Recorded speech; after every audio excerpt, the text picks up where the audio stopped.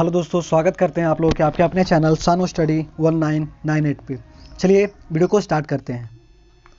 आज हम बात करने वाले हैं CDS 2 2021 के बारे में। आप लोग सभी को पता है कि इसका एग्ज़ाम का डेट तो पहले से ही डिक्लेयर कर दिया जाता है यूपीएससी कैलेंडर के हिसाब से।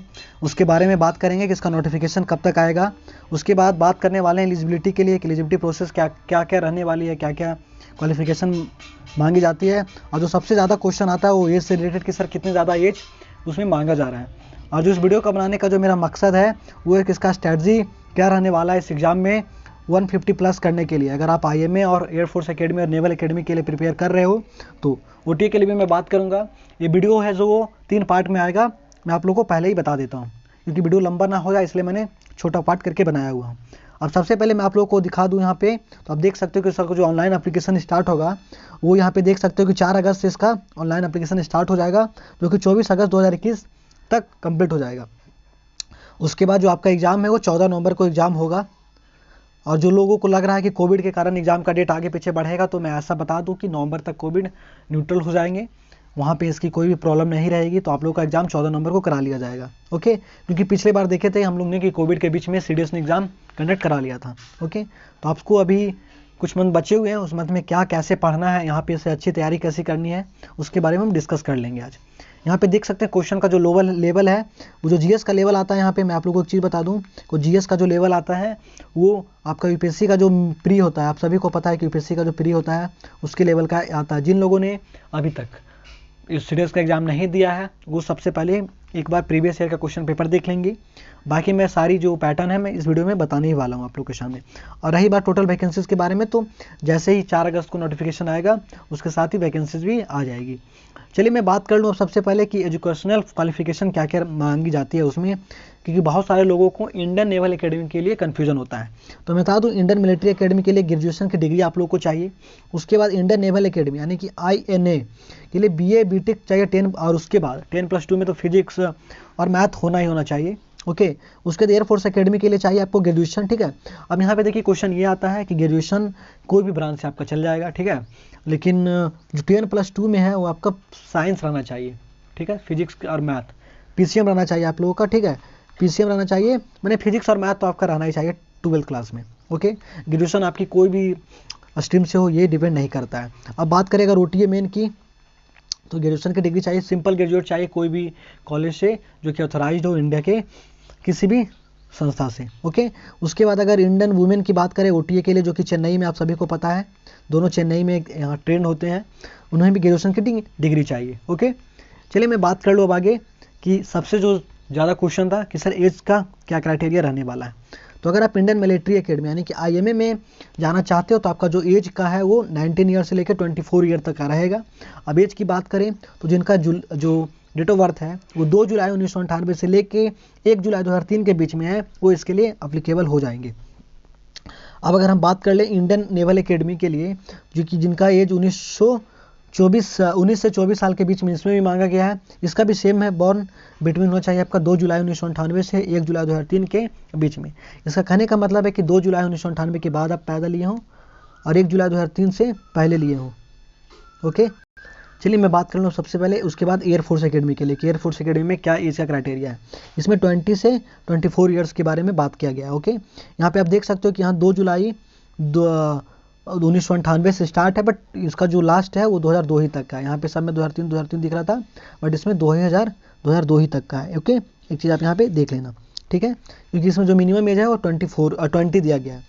अब बात करें अगर OTA के लिए, OTA में आप सभी को पता है कि 1 साल ज़्यादा मिलता है। ठीक है, तो OTA मेन के लिए 19 ईयर से लेके 25 ईयर के आप होने चाहिए। आपका जो डेट ऑफ बर्थ होना चाहिए वो 2 जुलाई 1997 से लेके 1 जुलाई 2003 के बीच में होना चाहिए। यानी कि आप पैदा अगर 3 जुलाई को हुए हैं तो चलेगा, लेकिन अगर आप 3 जुलाई 1997 को भी पैदा हुए तो आप चले जाएंगे, बट अगर आप 1 जुलाई 1997 को पैदा लिए हैं तो आप इसके लिए डिस्क्वालीफाई हो जाओगे। ठीक है, अब बात कर लें तो OTA जो है वुमेन के लिए उनका भी सेम है, 19 से 25 साल, 2 जुलाई 1997 से 1 जुलाई 2003 के बीच में। ओके, चलिए मैं बात कर लूँ अब सबसे बाद उसके बाद आप लोग सभी को पता है कि फ़ी 200 लगती है इसमें। अब बात करें एग्ज़ाम पैटर्न के लिए, अगर आप Indian air force academy, Indian naval academy और IMA के लिए एग्ज़ाम देना चाहते हो तो आप सभी को पता है कि सबका पेपर एक ही होता है, ठीक है, ओटीए हो गया वगैरह हो गया, बट ओटीए में मैथ का पेपर नहीं होता।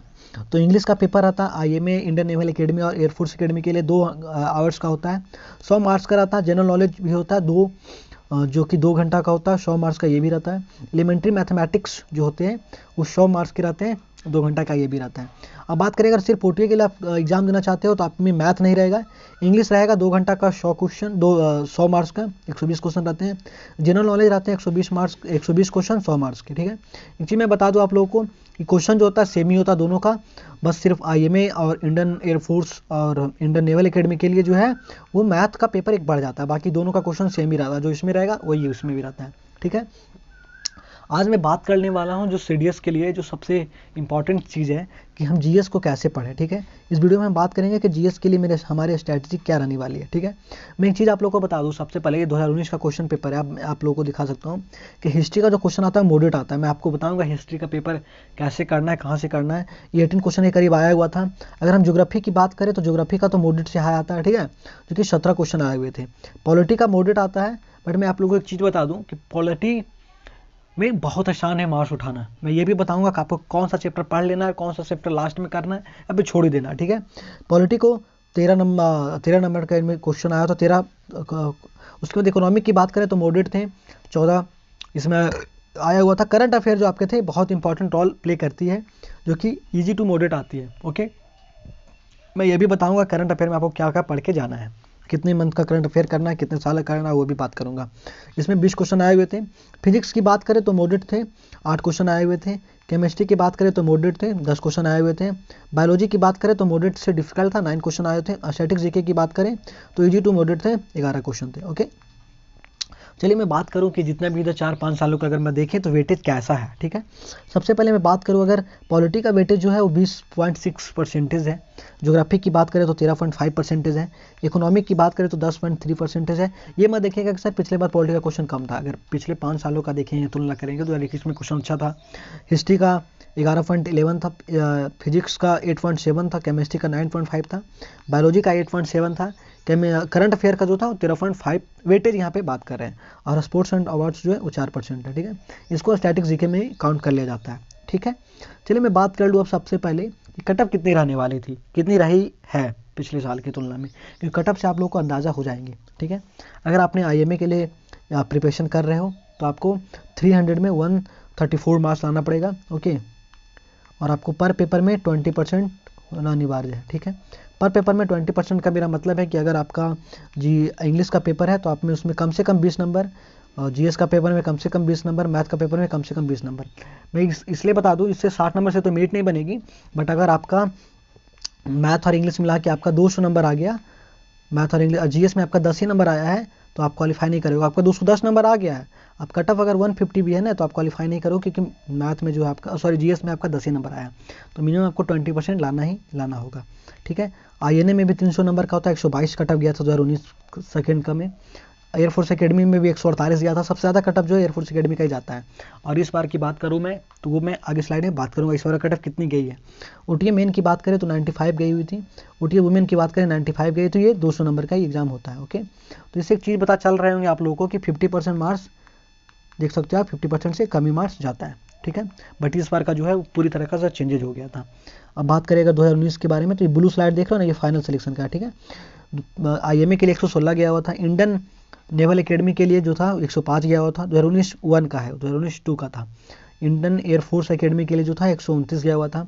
ओटीए मेन के लिए 78 गया हुआ था, ओटीए वुमेन के लिए अभी 78 ही गया हुआ था, ठीक है। इसमें कोई कैटेगरी वाइज कटअप नहीं जाती है, ठीक है। मैं एक चीज़ आप लोगों को क्लियर कर दूँ कि एससी एसटी अनरिजर्व कैटेगरी या फिर ओबीसी कैटेगरी वाइज कटअप नहीं जाती है, ना ही मेल फीमेल वाइज भी कटअप नहीं जाती है, ठीक है। सीट रहती है बट जो कटअप है शुरू में वो सेम ही आती है, उसके बाद सीट के हिसाब से वहाँ पे जो है वो लोग मेरिट बना लेते हैं अपने आप से, ठीक है। मैं 2019 की बात कर चुका हूँ आप लोग सामने। अब मैं 2018 की बात कर लूँ।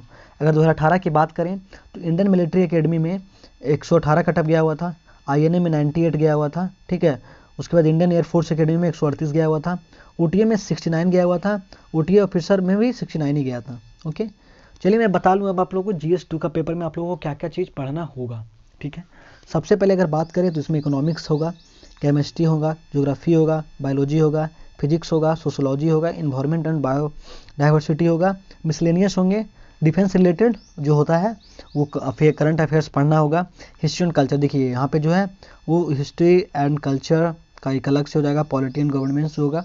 मैं आगे का स्लाइड में बात करूंगा कि आपको किस बुक से पढ़ना है, कहाँ से पढ़ना है, अगर फ्री ऑफ कॉस्ट पढ़ना है तो कैसे पढ़ोगे, ठीक है। मैं सबसे पहले अगर बात कर लूँ तो आप वीडियो को आराम से पॉज कीजिएगा। मैं यहाँ पे देख सकता हूँ कि मैंने ये इकोनॉमिक्स का लेके आया हूँ, ठीक है।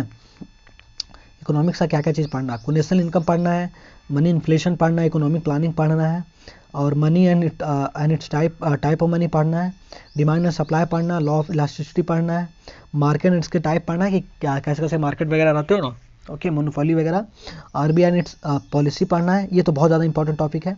उसके बाद मैं बताऊंगा इसमें कौन कौन सा इंपॉर्टेंट टॉपिक भी आपको सामने, ठीक है। बजट पढ़ना है, टैक्सेशन पढ़ना है, उसके बाद सोशल एंड वेलफेयर स्कीम भी पढ़ना है, इसमें balance of payment and foreign जिस पढ़ना है, फिर इंडिया का कितना रैंक कर रहा है, ठीक है। ये तो आपका करंट अफेयर का टॉपिक भी है, ठीक। चलिए मैं बात कर लूँ अब यहाँ पे इंटरनेशनल ऑर्गेनाइजेशन जो यूनिसेफ वगैरह हो गया, यूएनडीपी वगैरह हो गया, ठीक है, WTO वगैरह हो गया, उसके बारे में पढ़ना, इसी क्वेश्चन पक्का रहते हैं। सेंसस क्या है, ठीक है, 2011 का तो सेंसस है, इस बार तो होने वाला था लेकिन कोविड के कारण तो अभी नहीं हुआ है, होगा ही नहीं लगता नहीं है। इकोनॉमिक सर्वे जो है, ठीक है। अब उसके बाद बजट के बारे में बात करें, पॉवर्टी एंड अनएम्प्लॉयमेंट के बारे में बात करें, एग्रीकल्चर के बारे में बात करें, इंडस्ट्रीज़ के बारे में बात करें। अब बात कर लेते हैं कि सबसे पहले इसमें सबसे पहले आप लोग क्या क्या चीज़ कर लेना है। अगर आपको सबसे पहले नेशनल इनकम करना हो तो करना ही करना है, इन्फ्लेशन भी करना है, प्लानिंग वगैरह भी करना है, बजट और आरबीआई दोनों चीज़ करना ही करना है, ठीक है। उसके बाद बात करें तो ये करना है पॉवर्टी, उसके बाद आपको सेंसस करना ही करना है, ठीक है। उसके बाद एग्रीकल्चर करना है, उसके बाद डिमांड एंड सप्लाई, ये सब तो आपको इंपॉर्टेंट टॉपिक है, ये सब करना ही करना है, इससे आपके डायरेक्ट क्वेश्चन आते हैं, ठीक है। चलिए मैं बात कर लें अब आगे कि इसको पढ़ना कहाँ कहाँ से। सबसे पहले आप क्या करना कि आप 11-12 का एनसीईआरटी निकाल के पढ़ लो। अगर खुद से पढ़े हो तो मैं टीचर का भी नाम बता दूंगा जो कि यूट्यूब पे फ्री ऑफ कॉस्ट पढ़ाते हैं, ठीक है। सबसे पहले आप 11-12 का एनसीईआरटी पढ़ लो। उसके बाद आप संजीव वर्मा के आते हैं बुक इकोनॉमिक्स के लिए, उनसे पढ़ लो, या फिर दृष्टि का रमेश सिंह का एक बुक आता है इंडियन इकोनॉमिक्स के लिए, आप उनसे रिफ़र कर सकते हो, ठीक है। अगर आपको यूट्यूब पे पढ़ना जाके फ्री ऑफ कॉस्ट तो मैं बता दूं एक अनअकैडमी एक यूपीएससी चैनल है, ठीक है। वहाँ पे आशीर्वाद सर नाम के एक टीचर हैं, वो आपको फ्री ऑफ कॉस्ट पढ़ाते हैं, ठीक है। उनकी इकोनॉमिक्स बहुत अच्छी है, ओके। और एक टीचर और हैं, ऑनलाइन बेंचेस के एक टीचर हैं, ठीक है। ऑनलाइन बेंचेस आप सर्च करिएगा, यहाँ पे इकोनॉमिक्स के एक टीचर मिल जाएंगे, वो आपको पढ़ाते हैं। अगर आप बोलोगे तो मैं लिंक कमेंट में सबका डाल दूंगा।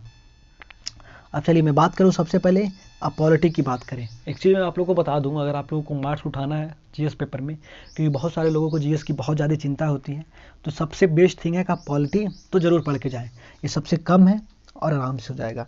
इसमें आपको पढ़ना है introduction of constitution, making of constitution, ठीक है, फंडामेंटल राइट, बॉर्डर फीचर और फंडामेंटल ड्यूटीज और डीईपी डीएसपी, ठीक है, directive principle and state policy, president पढ़ना आप लोगों को, vice president, PM and central cabinet minister, governor, CM और स्टेट कैबिनेट मिनिस्टर। उसके बाद पार्लियामेंट आप लोगों को पढ़ना है, जुडिशरी पढ़ना, हाईकोर्ट वगैरह वगैरह। उसके बाद कॉन्स्टिट्यूशन और नॉन कॉन्स्टिट्यूशनल बॉडी जो होते हैं, नीति आयोग वगैरह वगैरह, वो पढ़ना है। पंचायत और म्यूनसिपलिटीज़ पढ़ना है। कॉन्स्टिट्यूशनल जो अमेंडमेंट हुए हैं कुछ कुछ वो पढ़ना है। सिटीजनशिप और यूनियन टेरिटरीज पढ़ लेना है। उसके बाद लोक अदालत और पीआईएल, ये ज़्यादा इंपॉर्टेंट नहीं है, सब छोड़ भी सकते हो, ठीक है। इंपॉर्टेंट पार्ट्स एंड शेड्यूल जो है वो पढ़ना ही पढ़ना है, ओके।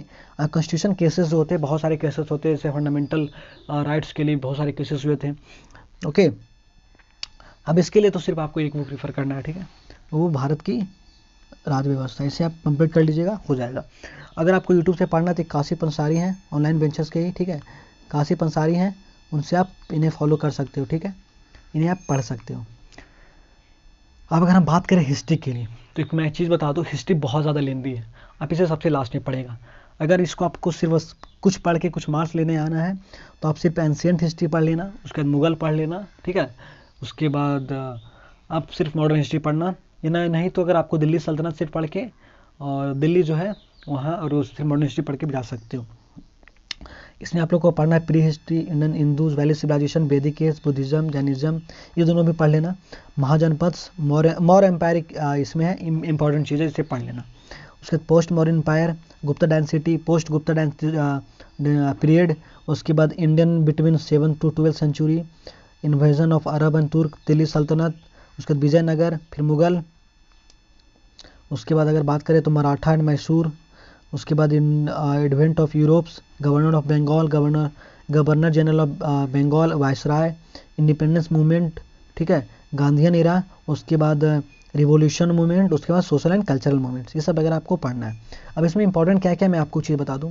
आप प्री हिस्ट्री पढ़ लेना, हिंदू वैली सिविलाइजेशन पढ़ लेना, बुद्धिज्म एवं जैनिज्म पढ़ लेना, मौर्य एम्पायर पढ़ लेना, ठीक है, मुगल पढ़ लेना, दिल्ली सल्तनत पढ़ लेना, ठीक है, यहाँ से इतनी इंपॉर्टेंट है। उसके बाद अगर मैं बात करूँ तो गवर्नर ऑफ बंगाल, वायसराय, अब ये पूरा पढ़ लेना, यहाँ से तो यहाँ तक आप पूरा पढ़ लेना, गांधी नेरा तक आप पूरा पढ़ के जाना, ठीक है, इससे आपको आराम से हो जाएगा, ठीक है। मैं हिस्ट्री में इसलिए छोटा कर दिया क्योंकि हिस्ट्री बहुत ज़्यादा लेंदी है। आप जितने दिन टाइम समय इसमें लगाओगे कवर करने में, उतने टाइम में आप दो चीज़ कवर कर सकते हो। अब मैं बात कर लूँ सबसे पहले तो आपको 11-12 का एनसीईआरटी पढ़ना होगा, ठीक है। उसके बाद अगर आप साइड बुक प्रिपेयर करते हो, ठीक है, तो आप एंशिएंट हिस्ट्री के लिए आर एस शर्मा का बुक फॉलो कर सकते हो, मॉडर्न हिस्ट्री के लिए बिपिन चंद्रा फॉलो कर सकते हो, और मेडिवल हिस्ट्री के लिए सतीश चंद्रा फॉलो करना, ओके। आप देख सकते हो 11-12 का एनसीईआरटी ऐसा रहेगा, ठीक है। पुरानी वाली एनसीईआरटी मिल गई तो ठीक है, न्यू वाली एनसीईआरटी कोई ज़्यादा डिफर करेगी नहीं, ओके।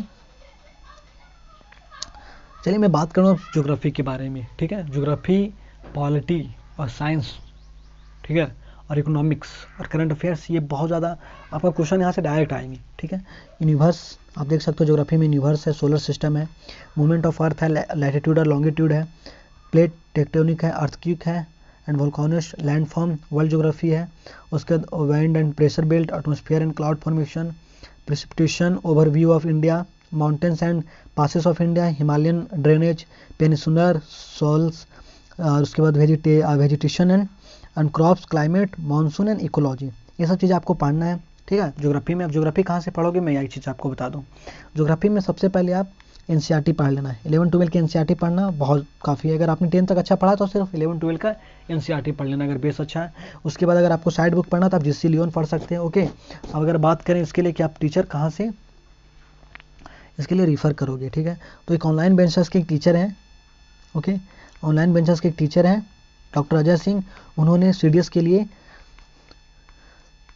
बैच करवाया था ओके, टारगेट बैच था एक तरह से, वो आप देख लेना, ओके। उसके बाद अगर इसके अलावा भी आप लोगों को ज़रूरत है तो आप एक अनअकैडमी यूपीएससी का जो चैनल है वहाँ से भी आप इसे फॉलो कर सकते हो। और बात रहा तो मैंने यूपीएससी के लिए जो हिस्ट्री के लिए नहीं बताया, हिस्ट्री के लिए एक अनुज गर्ग के टीचर हैं, ठीक है। अनुज गर्ग आप सिर्फ सर्च मारोगे हिस्ट्री के लिए, अनुज गर्ग अगर आप सर्च मारोगे ना अनुज गर्ग, तो उनका ये मिल जाएंगे, ठीक है। आप इनसे हिस्ट्री आराम से पढ़ सकते हो। उस पर डॉक्टर अजय कुमार सिंह जो मैंने बोला, उन दोनों को आप जो भी टीचर अच्छा लगे तो आप उसे पढ़ लीजिएगा, आपका अच्छा कवर हो जाएगा, दोनों यूपीएससी लेवल का टीचर हैं, ठीक है। अब अगर मैं बात करूँ साइंस के लिए, साइंस में देख सकते हो plant nutrition, animal nutrition, digestion and absorption, respiration, circulation, extraction, animal reproduction, plant reproduction, asexual reproduction, cytology, DNA वगैरह, histology, muscular skeleton, plant tissues, endocrine system, health and disease, उसके बाद एनिमल किंगडम, बैक्टीरिया, फंगिस वगैरह, genetics, refraction of light हो गया, human and deficient of vision, उसके बाद scattering, polarisation वगैरह, motion, laws of motion and work power and energy, ठीक है। अब इसका स्क्रीनशॉट ले लीजिएगा, मैं बताऊंगा कहाँ से कैसे कैसे पढ़ना है। उसके बाद बात करें अगर ग्रेविटेशन, उसके बाद इलेक्ट्रिसिटी, उसके बाद magnetism, sound, heat, fluid mechanism, structure of atom, radio activity, acid and base, matter, compounds, carbon and it's components, polymers and fibres, redox reaction, vitamin and mineral and periodic table. इसमें आपको पढ़ना क्या क्या है सो मैं बता देता हूँ जो इंपॉर्टेंट है। पढ़ना तो सब चीज़ है क्योंकि आपके पास अभी बहुत ज़्यादा टाइम है, ओके। आपको इसमें जो इंपॉर्टेंट चीज़ पढ़ लेना है वो स्ट्रक्चर ऑफ एटम पढ़ के जाना है, एसिड बेस पढ़ के जाना है, उसके बाद कार्बन पढ़ ही लेना है, विटामिन पढ़ लेना है, पीरियडिक टेबल भी पढ़ लेना है, ओके, पॉलीमर्स पढ़ना है, केमिस्ट्री कंप्लीट हो गया। इसमें आपको फ्लूइड मैकेनिज्म, साउंड, इलेक्ट्रिसिटी, उसके बाद ग्रेविटेशन, ठीक है। उसके अलावा जो आपको एक चीज़ पढ़ना है वो है रिफ्लेक्शन ऑफ लाइट, ये तो पढ़ के जाना है, ह्यूमन डिजीज भी पढ़ के जाना है, मोशन तो पढ़ ही लेना है, ओके। उसके बाद अगर इधर आया तो प्लांट न्यूट्रिशन पढ़ना है, ओके, डाइजेशन पढ़ लेना है, उसके बाद रिप्रोडक्शन चैप्टर पढ़ ही लेना है, उसके बाद डिजीज़ वगैरह जो है, ओके, डिजीज़ पढ़ लेना आप लोग को। यहाँ पे देख सकते हो हेल्थ डिजीज, इंडोक्रेटिक सिस्टम नहीं भी पढ़ोगे चलेगा, एनिमल किंगडम तो पढ़ ही लेना है, प्लांट किंगडम, ठीक है। ये सब चीज़ आपको पढ़ के जाना है। अब इसको पढ़िएगा कहाँ से, मैं एक चीज़ आप लोग को बता दूँ। आप लोग के पास अगर एनसीईआरटी का बुक होगा, ठीक है, एनसीईआरटी का बुक होगा तो आप 8 से 10 तक का एनसीईआरटी बुक पढ़ लेना। ओके, बायोलॉजी के लिए जो बुक है वो 11 और 12 में भी कहीं कहीं से बायोलॉजी आती है। ओके, बाकी जो है, अब अगर आप लोग को ये सब नहीं पढ़ना है, क्योंकि 11 12 की अगर बायोलॉजी आप लोग को समझ में नहीं आएगी तो आप खुद से कैसे पढ़ोगे। एक लूसेंट का आता है समान ज्ञान, आप उसे प्रिपेयर करना, इससे क्वेश्चन बहुत कम बाहर जाएगी, जितना आपको चाहिए उतना मिल जाएगी। उसके या नहीं तो फिर आप अरिहंत का बुक प्रिफेयर कर सकते हो। और जो सबसे बेस्ट बुक है इन दोनों के अलावा वो है अरिहंत का मनोहर पांडे का, ठीक है। ये 90-95 रुपये का बुक है, 100 रुपये के अंदर ही मिल जाएंगे। इसमें सिर्फ उतना ही दिया गया जितना एग्जाम में आते हैं, लूसेंट में थोड़ा सा बाहर दिया गया हुआ है, ठीक है। मैंने दोनों बुक पढ़ा हुआ हूँ तो इसलिए मैं आपको बता देता हूँ। इसके अलावा आप लोग पाथ फाइंडर तो पढ़िएगा ही, ठीक है। अब बात करें करंट अफेयर्स के लिए, बहुत सारे लोगों को क्वेश्चन आता है कि सर मैं हिंदू नहीं पढ़ता हूँ, मैं क्या करूँ। तो आपको मैं एक चीज़ बता दूँ, कोई ज़रूरी नहीं कि आप हिंदू डेली पढ़ो ही। आप लोगों को पता है कि उससे वोकेबल स्ट्रॉन्ग होता है। मैं और अगला नेक्स्ट वीडियो में आपको इंग्लिश के लिए बताऊँगा कि इंग्लिश में आपको क्या क्या पढ़ना है, कैसे कैसे पढ़ना है। उससे पहले मैं बता दूं आप लोगों के लिए, जो करंट अफेयर्स के लिए आप प्रतियोगिता दर्पण पढ़ो। उसके बाद योजना का एक मैगजीन आता है। अभी लॉकडाउन है, लॉकडाउन से आप कहीं बाहर जाके ले नहीं सकते हो, बट मेरे पास पीडीएफ रहता है। अगर आप बोलोगे तो मैं कमेंट सेक्शन में मांगूंगा, मैं पीडीएफ का लिंक दे दूंगा। उसके बाद कुरुक्षेत्र की बात करें तो कुरुक्षेत्र और योजना दोनों पढ़ना, और एक प्रतियोगिता दर्पण आता है वो पढ़ो, ठीक है। उसके बाद फिर कोई भी न्यूज़ चैनल वगैरह देखो चाहे नहीं देखो, क्योंकि मेरे हिसाब से ये टाइम वेस्टिंग लगता है कि करंट अफेयर्स के लिए आप 1 घंटा समय दे रहे हो ऐसे ही, ठीक है। आप खुद ही मैगजीन वगैरह लेके पढ़ सकते हो, द हिंदू का न्यूज़पेपर पढ़ सकते हो खुद से। अब बात आ गया कि सर मुझे प्रैक्टिस कैसे करना है, कहाँ से प्रैक्टिस करना है। तो प्रैक्टिस के लिए मैं बता दूं कि आप पाथ फाइंडर का एक बुक आता है सीडीएस के लिए, ठीक है, आप उससे प्रैक्टिस करो। ओके, उसके बाद प्रीवियस ईयर का जो क्वेश्चन है उससे प्रैक्टिस कर सकते हो आप, ठीक है। ओके, प्रीवियस ईयर क्वेश्चन बहुत बेस्ट आता है। ओके, उसके बाद अगर हम बात कर लें कि और बाकी जो सब्जेक्ट है उसके बारे में मैं कब बताऊंगा, तो मैं इंग्लिश और मैथ के लिए 2 अलग अलग वीडियो में बना दूंगा, क्योंकि ये वीडियो देख सकते हो आपकी लगभग 20 मिनट्स का वीडियो हो चुका है, तो इसीलिए मैं वीडियो को ख़त्म कर रहा हूँ। तो थैंक यू सो मच। मेरे चैनल को सब्सक्राइब कर लें। इस चैनल को सब्सक्राइब करने से आपको इस चैनल पे एग्जाम एनालिसिस में कराया जाता है। कटअप के बारे में बात करते हैं, रिजल्ट डेट कब तक आने वाली उसके बारे में बात करते हैं, टोटल कितनी वैकेंसीज़ है उसके बारे में हम लोग बात कर लेते हैं, फॉर्म फिलिंग में क्या क्या डॉक्यूमेंट लगता है उसके बारे में बात करेंगे। आप लोग को पता है जैसे नोटिफिकेशन आएगा मैं सारी चीज़ें बताऊँगा। उसके बाद मैं बहुत जल्द फ्री बैचेज आप लोग के लाऊंगा जीएस के लिए। मैं जीएस जैसे स्टार्ट करूँगा, फिर आपको जेने जितने टीचर मैंने बताया जीएस के लिए मैं पॉलिटी और साइंस मैं खुद पढ़ा दूंगा आप लोग के लिए, जो कि सीडीएस के लिए अच्छे हो जाएंगे, ठीक है। थैंक यू सो मच मेरे चैनल को देखने के लिए, थैंक यू।